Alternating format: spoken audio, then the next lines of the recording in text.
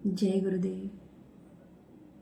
आज का जो ज्ञान पत्र है वो ये है कि चाहे तुम जीतो या हारो। यह ज्ञान पत्र परम पूज्य गुरुदेव श्री श्री रविशंकर जी ने 5 सितंबर 1996 को बेंगलोर आश्रम भारत में दिया था।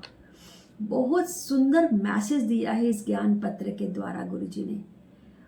तो एक बार की बात है, गुरुजी ने यहाँ बताई है कि एक बार क्या हुआ, बेंगलोर आश्रम में सत्संग के बाद कम से कम 150 व्यक्तियों ने गुरुजी को घेर लिया और गुरुजी के साथ बैठ गए और तर्क वितर्क करने कि आप तो हमारे साथ बात नहीं करते, हमारे साथ समय नहीं बिताते, हमें देखते तक नहीं है ना। लेकिन सबका दिल चुरा कर गुरुजी सबके साथ तर्क में जीतते चले गए और सब लोग खुश हो गए, हंसते रहे।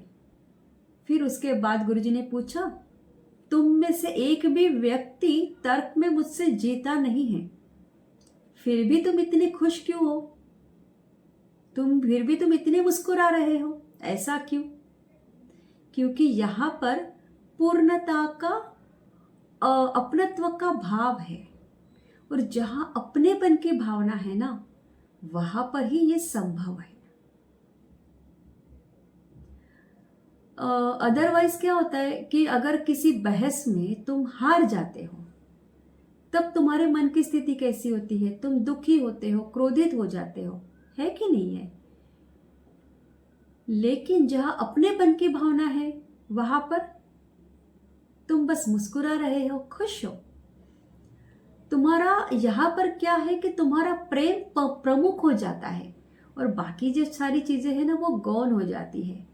आत्मा घटना से विशिष्ट हो जाती है।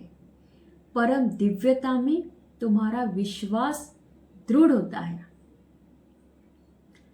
तो फिर गुरुदेव ने कहा कि देखिए, भगवान श्री कृष्ण का भी जीवन है ना, इतना सरल नहीं था।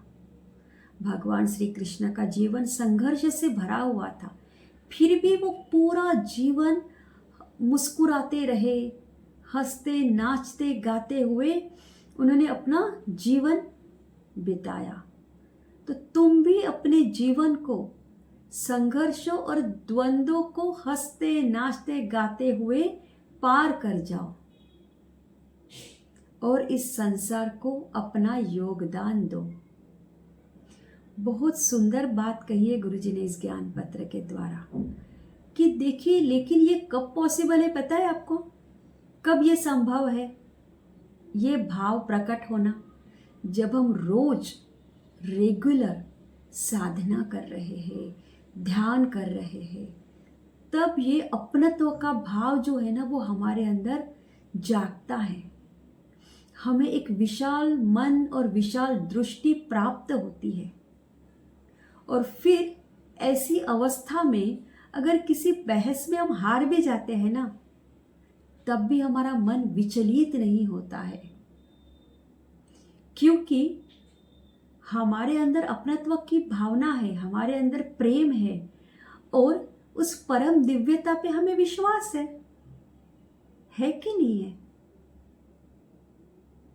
तो इसीलिए रोज ध्यान साधना करना जीवन में बहुत आवश्यक है, सबको करना ही चाहिए। जय गुरुदेव।